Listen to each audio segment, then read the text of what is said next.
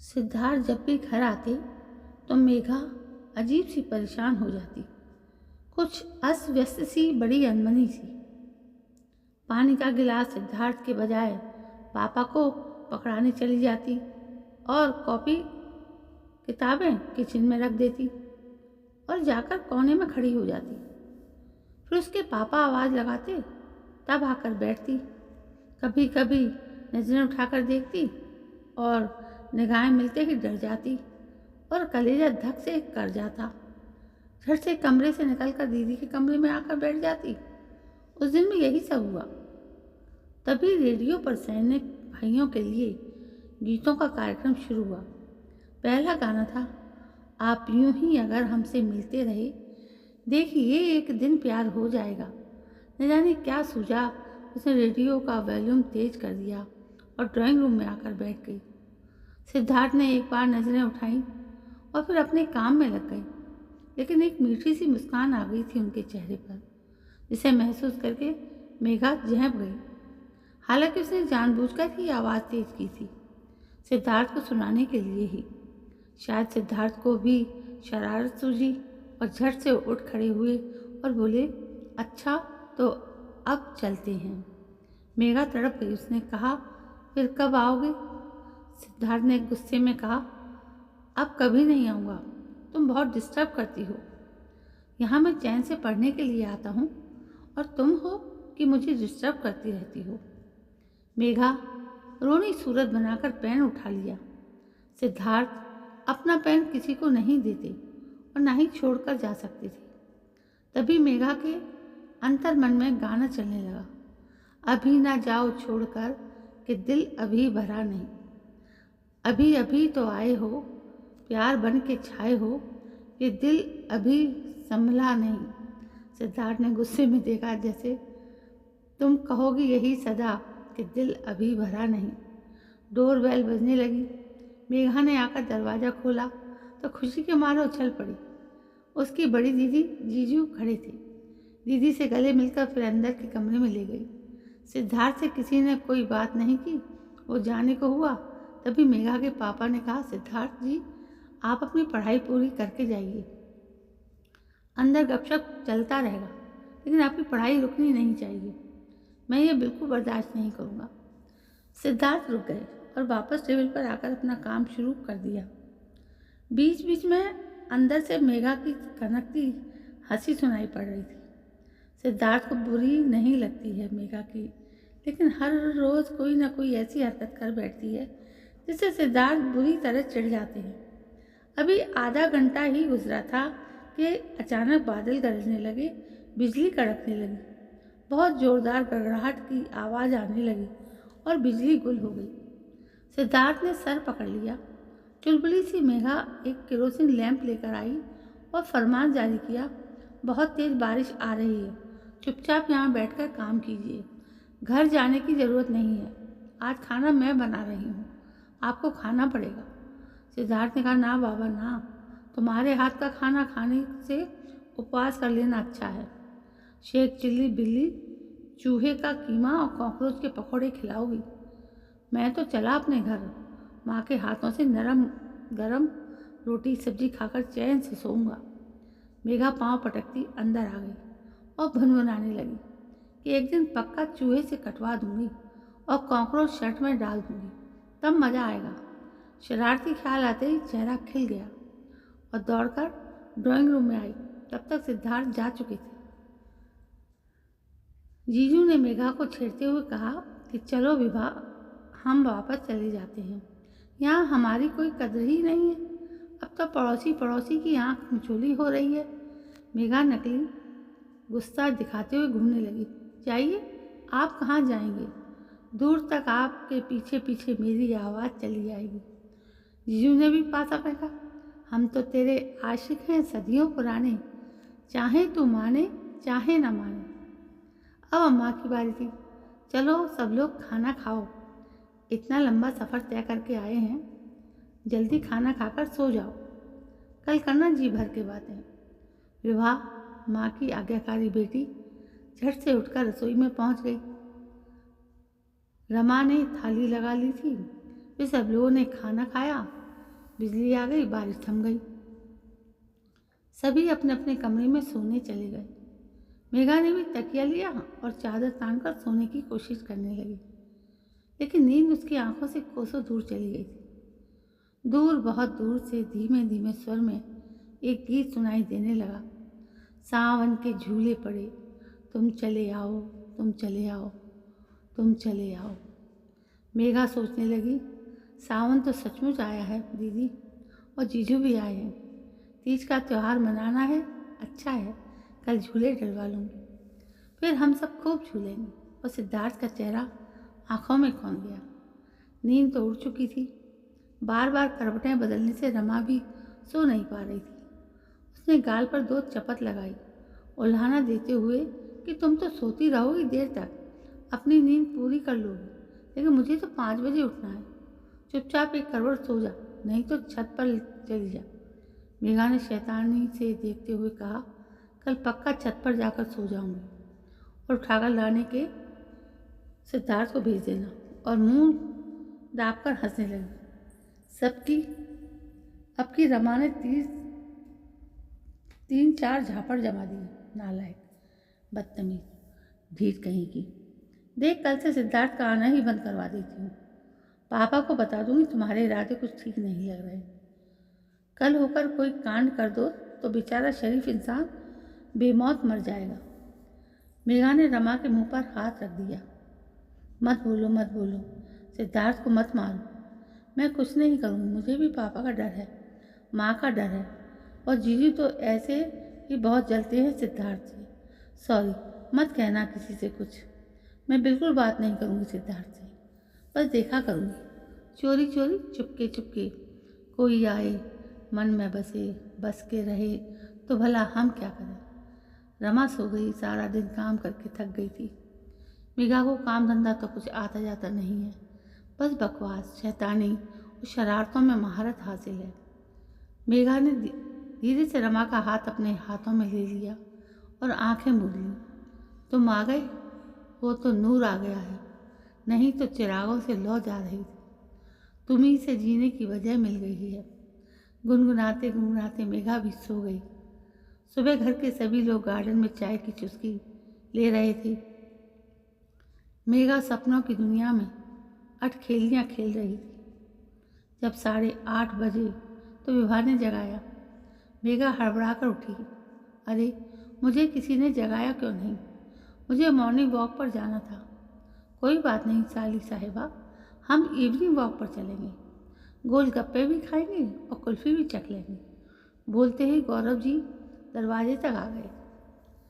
कमरे के अंदर आने की इजाज़त घर के दामाद को भी नहीं थी, और दामाद जी घर के नियम, कायदे, कानून और अनुशासन का सम्मान करते थे, इसलिए बोलकर वापस अपने कमरे में चले गए।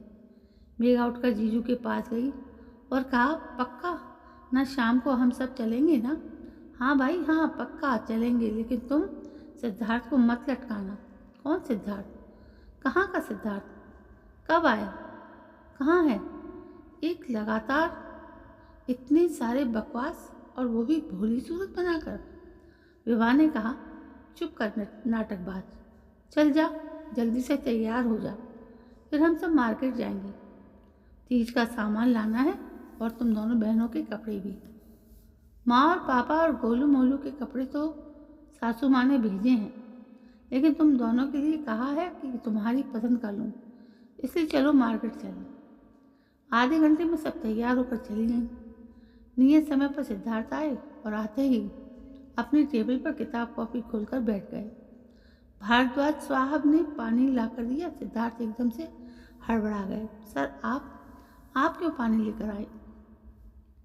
मेघा, रमा, विभा, सबके सब कहाँ हैं? भारद्वाज साहब ने कहा, सब लोग मार्केट गए हैं। बिटिया आई है, पहला तीज है तो खूब धूमधाम से मनाया जाना है, उसकी तैयारी के लिए सब गए। इतना कहकर भारद्वाज साहब किचन में आकर चाय बनाने लगे। पहले शक्कर का डिब्बा खोलने की कोशिश में गिर गया, शक्कर फैल गई। जोर की आवाज़ आई तो सिद्धार्थ अंदर आए और डब्बा उठाया, फिर कहा, सर आप बैठिए, आज मैं चाय बनाता हूँ। भारद्वाज साहब ने कहा, चलो ठीक है बेटा, 2 प्याली चाय बना लो।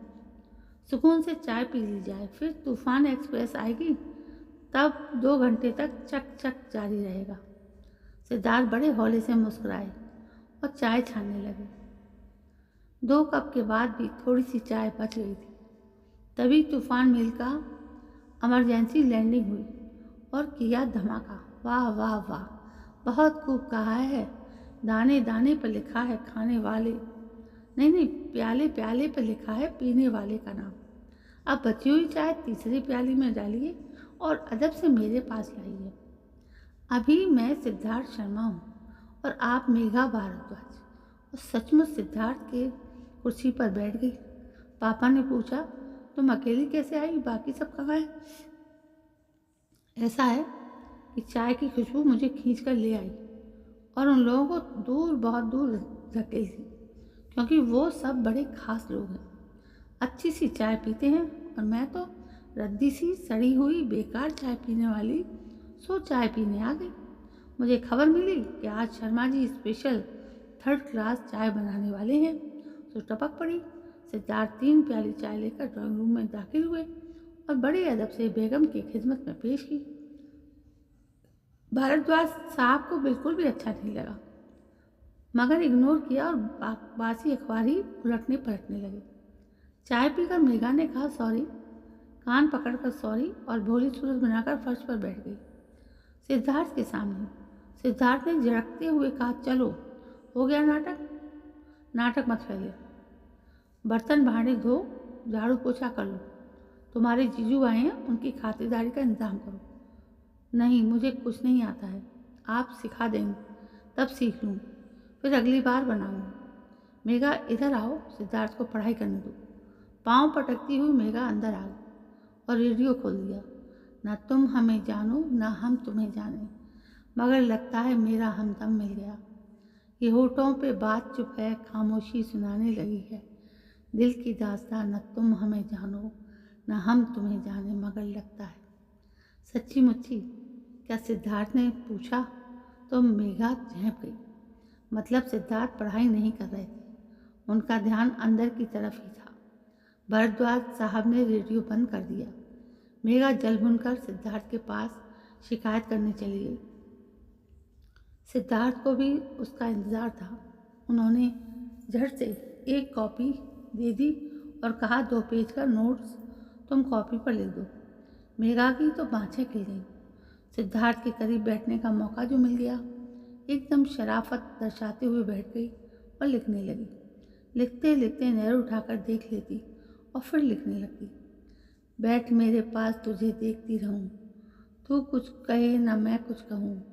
बैठ मेरे पास, तुझे देखती रहूं। न जाने क्यों मेघा गंभीर हो गई। दूसरे दिन तीज का त्यौहार था।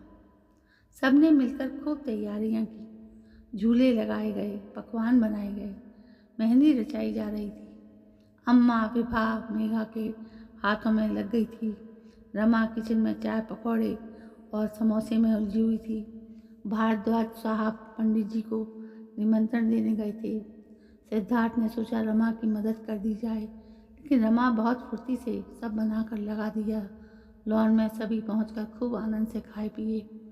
रात हो गई, सिद्धार्थ को घर जाना था। उन्होंने अपनी किताब कॉपी समेटा, पेन जेब में डाला और चलने को हुआ। मेघा ने पेन झपट लिया, कहने लगी, रुक जाइए ना थोड़ी देर। सिद्धार्थ ने कहा, आज नहीं, कल रुक जाऊंगा। तुम तीज करने वाली हो ना, मैं कल देखूंगा तुम्हारी पूजा पाठ, सजना सवरना। कभी तो लगो जैसे कोई सभ्य शिष्ट सुशील नारी हो। अच्छा, तो क्या मैं असभ्य हूँ, बदतमीज हूँ, शैतान हूँ? नहीं मेरी दादी अम्मा, तुम तो साक्षात देवी हो। क्षमा करो माते और मुझे आज्ञा दो। घर जाने तो माँ राह देखती होगी। ओह सॉरी, आप जाइए जल्दी से, कल के लिए बोल कर आइएगा प्लीज़। सिद्धार्थ ने संक्षिप्त उत्तर दिया, ओके, और बिना देखे चल पड़े। दूर तक मेघा देखती रही। पूरी गली पार करके जब गेट खोलकर बाहर निकले और फिर मुड़कर गेट बंद किया, तब तक निहारती रही। दूसरे दिन सबसे पहले मेघा जगी और सभी के लिए मसालेदार चाय बनाई। सभी साथ बैठकर पी रहे थे। अचानक मेघा की नज़र हार श्रृंगार के पेड़ के नीचे गिरे हुए फूलों पर पड़ी। 2 फूल थे। बेइंतहा खुशी हुई क्योंकि हार श्रृंगार के फूल खिलने का मौसम खत्म हो चुका था। सावन में कभी नहीं खिलता है, मगर आज अचानक खिला। सभी लोग बहुत प्रसन्न हुए। फिर सभी लोग अपने अपने काम में व्यस्त हो गए। शाम हुई, झूले डाल दिए गए। माली आकर बेला के फूलों से सजा दिया था। विवाह को दुल्हन की तरह सजाया गया। ये उसका पहला तीज का व्रत था।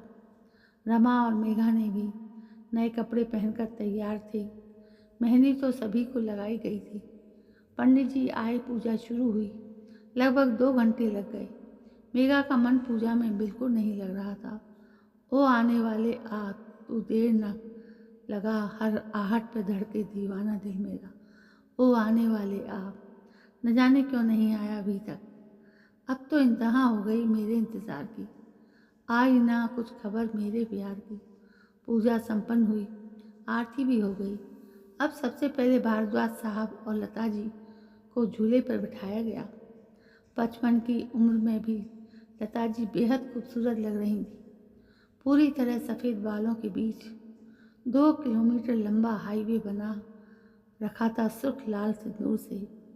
उस पर ये से हया की लाली उनके झुर्रीदार चेहरे पर एक अलग ही नारंगी आभा बिखेर रही थी। ढलता सूरज की आखिरी किरणों ने उन्हें अधिक अलंकृत कर दिया था। मेघा ने धर धर 10-12 फोटो निकाल लिए। अब विवाह और दामाजी की बारी थी। मेघा ने गाना बदल दिया। ले तो आए हो मुझे सपनों के गांव में, प्यार की छाँव में बिठाए रखना, सजना ओ सजना। आज ढलने को आई रमा और मेघा को ढूंढना था, मगर मेघा को तो इंतजार था किसी का। लो आ गई उनकी याद, वो नहीं आए। बेमन से लगभग जबरदस्ती मेघा रमा के साथ झूले पर बैठी और इतनी लंबी पैंगे मारी कि झूला दूसरे पेड़ से टकराते हुए पलट गया। रस्सी टूट गई और दोनों बहनें धम से नीचे गिर गईं। आवाज़ बड़ी जोर की आई। सब लोग दौड़कर पहुँचे। दोनों बहनों को उठाकर देखा गया। कुछ खास चोट दिखाई नहीं दे रही थी, मगर मेघा जोर जोर से रो रही थी। शायद गुम चोट से दूसरे दिन उजागर होगा। विभा ने दूध हल्दी गर्म करके ले आई। रमा ने तो पी लिया, मगर मेघा के नाटक खत्म ही नहीं हो रहे थे। बारी बारी से सबने कोशिश कर ली, मगर टस से मस नहीं हुई। थक हार कर सभी ने छोड़ दिया और अंदर आकर बैठ गए। रमा ने बताया कि बेहतर महसूस कर रही है, इसलिए किचन में आकर खाना बनाना शुरू कर दिया। बाकी लोग गपशप में मशगूल हो गए। बाहर लेटी लेटी मेघा बेहोश हो गई थी और नाक मुंह से खून बह रहा था। तभी सिद्धार्थ वहाँ पहुँचे और मेघा को इस हालत में देखकर चीख निकल गई। नहीं नहीं नहीं, तुम नहीं जा सकती इस तरह मुझे छोड़कर। नहीं नहीं नहीं, ऐसा नहीं कर सकती तुम मेघा। नहीं मेघा, नहीं, ऐसा नहीं कर सकती। पागलों की तरह सिद्धार्थ बोले जा रहे थे। विभा और रमा भी बाहर आ गईं। हंसते हुए कहा, आप भी उसके झांसे में आ गए। एक नंबर की नाटकबाज है वो, बेमतलब बहाने बना रही है। काम चोर कहीं की। सिद्धार्थ ने उसे छूकर खून दिखाया। सभी को काट मार गया। वास्तव में खून बह रहा था और मेघा बेहोश थी। पास वाले डॉक्टर मुखर्जी को बुलाया गया।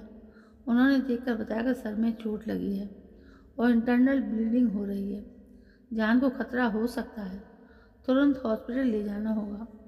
सिद्धार्थ ने मेघा को उठाया और लगभग दौड़ते हुए सड़क पर पहुंचा।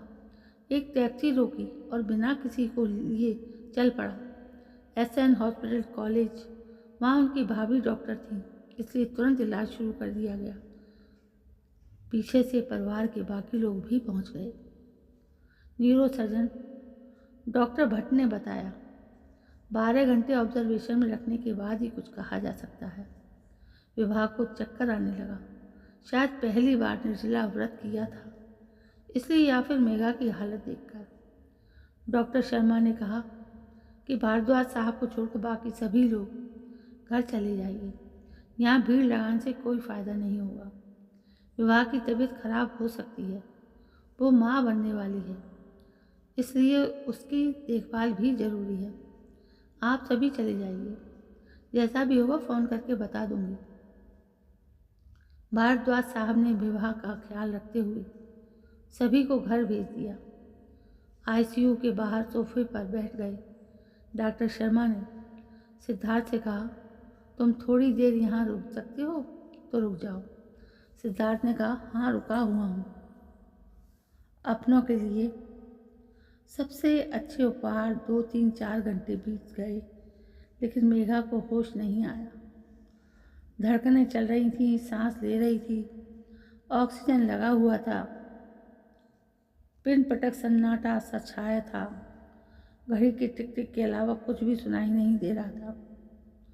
सोती हुई खामोश मेघा बिल्कुल अच्छी नहीं लग रही थी। हमेशा से उसके पग पग पर खींचने वाला सिद्धार्थ उसकी खामोशी पर खींच उठा था। मेरा प्यार वो है कि मरकर भी तुमको जुदा अपनी बाहों से होने न देगा। मेरा प्यार वो है।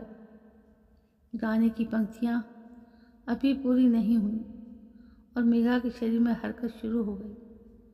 सिद्धार्थ रोक नहीं पाया खुद को और बाहों में भरने की कोशिश करने लगा। बीच में आ गया ऑक्सीजन का पाइप और तार निकल जाने से अलार्म बज गया। अफरा तफरी मच गई। डॉक्टर नर्स सब पहुँच गए। सिद्धार्थ संभल कर दूर हो गया। मेघा आंखें मीचने लगी और बड़ी लंबी अंगड़ाई लेती हुई अपने हाथों को ऊपर किया। फिर आंखें खोलकर चारों तरफ भयभीत निगाहों से देखने लगी। सिद्धार्थ पर नज़र पड़ते ही उछल पड़ी और एकदम से लिपट गई। वे एकदम से झटक दिया। कितने जोर से धक्का मार दिया जो मैं पेड़ से टकराते हुए गिर गई। मेरी नाक टूट जाती तो मेरी शादी भी नहीं होती। फिर आपकी छाती पर मूंग दलती रहती और हंस पड़ी। सिद्धार्थ बहुत जोर से डर गया, लेकिन डॉक्टर शर्मा को राहत महसूस हुई। डॉक्टर शर्मा ने मेघा को लिटा दिया और भारद्वाज साहब को बताया कि अब खतरा टल गया है, चिंता की कोई बात नहीं, लेकिन 2 घंटे और रहने दीजिए। सुबह होने के बाद एक बार न्यूरो सर्जन की राय लेकर फिर भेज दूँगी। घर पर सभी को बता दीजिए मेघा बिल्कुल ठीक है। घर पर बता दिया गया। भारद्वाज साहब निश्चिंतता अनुभव कर रहे थे और लंबे हो गए सोफे पर, मगर सिद्धार्थ बेचैन हो गया, क्योंकि उन्हें तो कुछ मालूम ही नहीं था कि मेघा कब, कैसे और कहाँ गिरी थी। जब वो आया तो लॉन में औंधे मुँह पड़ी हुई मेघा को देखा था। नाक और मुंह से खून बह रहा था। इससे अधिक उसे कुछ भी नहीं मालूम था। मेघा ने सिद्धार्थ को आवाज़ दी और कहा, मेरे पास आइए ना, मुझे डर लग रहा है। डर तो सिद्धार्थ को भी लग रहा था, मगर समय की नज़ाकत को समझते हुए चुपचाप उठकर मेघा के पास चला गया। मेघा ने धीरे से सिद्धार्थ का हाथ पकड़ लिया। तेरा साथ है तो हमें क्या कमी है, अंधेरों से भी मिल रही रोशनी है। तेरा साथ है तो। सुबह हो चुकी थी, एक सुहानी सुबह, बेहद हसीन सुबह, एक खुशनुमा सुबह। मेघा की जीत हुई थी, मरते मरते बच गई थी और सिर्फ बची ही नहीं, उसे एक सरप्राइज़ भी मिला था। सिद्धार्थ का प्यार, बेशुमार, बेइंतहा, बेहिसाब। डॉक्टर का राउंड शुरू हुआ। सिद्धार्थ बाहर चले गए। भारद्वाज साहब ने कागजी औपचारिकताएं पूरी की। कैब से तीनों लोग घर लौटे। अम्मा आरती की थाली लेकर बाहर आईं। नहर उतारी गई। नमक, राई, हल्दी, कंकड़ पत्थर, आटे की लोई से निहुछा पड़ गया कि महारानी जी को अंदर लाया गया। मुश्किल से 5 मिनट जुबान को आराम दिया होगा और शुरू कर दिया सिद्धार्थ का क्लास लेना। कल आने में देर क्यों कर दी? जल्दी आ गए होते तब ठीक से झुलाते, तब तो नहीं गिरती ना। अच्छा तो मेरी बारी थी। लंबी पैंग, बेवकूफ़ियाँ खुद करो, इल्ज़ाम दूसरे पर। वाह भाई वाह, कमाल करती हो तुम तो। अच्छा बस करो, कल जो हुआ उसकी बात अब कभी नहीं की जाएगी। और झूला तो भूल ही जाओ, कभी नहीं चलेगा झूला, सावन आए या भादो। ये धमाकेदार ऐलान भारद्वाज साहब ने किया। सब लोग खामोश हो गए। मेघा ने कहा, पापा आपका कानून इस घर में ही चलेगा ना? मैं अपना ससुराल जाकर झूला डाल सकती हूँ ना? सचमुच कितनी ढीठ और शैतान है ये लड़की, कभी नहीं सुधर सकती। तुझसे शादी कौन करेगा ऐसी बिगड़े लड़की से? अम्मा ने कहा। तो सब लोग हंसने लगे और मेघा चुपचाप सिद्धार्थ के पास आकर बोली, बता दीजिए ना कि आप मेरी शादी करवा देंगे। सिद्धार्थ ने कहा, मुझे भरी जवानी में गंजा होने का शौक नहीं है। कौन करवाएगा तुम्हारी शादी? 100 जूते पड़ेंगे उसे। मेघा ने कहा, एक सुपर आइडिया दूँ? हाँ बोलो। मुझसे कोई शादी नहीं करेगा तो ना करे, मैं ही कर लूँगी आपसे शादी। फिर तो आपको 100 जूते नहीं पड़ेंगे ना, और मुझे मिल जाएगा मेरे सपनों का राजकुमार। फिर मैं गाना गाऊंगी, बहारो फूल बरसाओ मेरा महबूब आया है, मेरा महबूब आया, घटाओ रागनी गाओ मेरा महबूब आया। शुक्र है कि भारद्वाज साहब नहीं थे। सिद्धार्थ अब उनका प्रिय शिष्य जरूर है, लेकिन दामाद बनने का कोई इरादा नहीं रखते थे। घर के बाकी लोगों ने भी कभी ऐसा कुछ नहीं सोचा था। मेघा के दिमाग का फितूर है ये सब, या फिर उसका कोई बेहुदा मजाक। चाहे जो कुछ भी हो, लेकिन मेघा की आंखों में जो खुशियाँ झलक रही थी उसे गम में बदलना कोई नहीं चाहता था। कितने बड़े हादसे से बची है अभी अभी, इसलिए कोई भी उसे किसी तरह का तनाव नहीं देना चाहता था। सिद्धार्थ अब बेहद गंभीर मुद्रा में आ गए थे। रमा ने माहौल हल्का फुल्का करने के ख्याल से टीवी खोला। गाना आ रहा था, एक दिन आप यूं हमको मिल जाएंगे, मैंने सोचा न था। फूल ही फूल राहों में खिल जाएंगे, मैंने सोचा न था। एक दिन जिंदगी होगी इतनी हंसी, झूमेगा आसमां गाएगी ये ज़मीं, मैंने सोचा न था। सिद्धार्थ ने मेघा को देखा और मेघा खो गई सिद्धार्थ की झील सी गहरी आंखों में। तो दोस्तों, ये थी एक प्यार भरी सच्ची कहानी जो इस वीडियो के माध्यम से आप तक पहुंची। यदि कहानी पसंद आई हो तो प्लीज़ लाइक शेयर कमेंट ज़रूर करें और मेरे चैनल को सब्सक्राइब करें। कल मैं फिर हाजिर होती, तब तक के लिए जय हिंद, वंदे मातरम।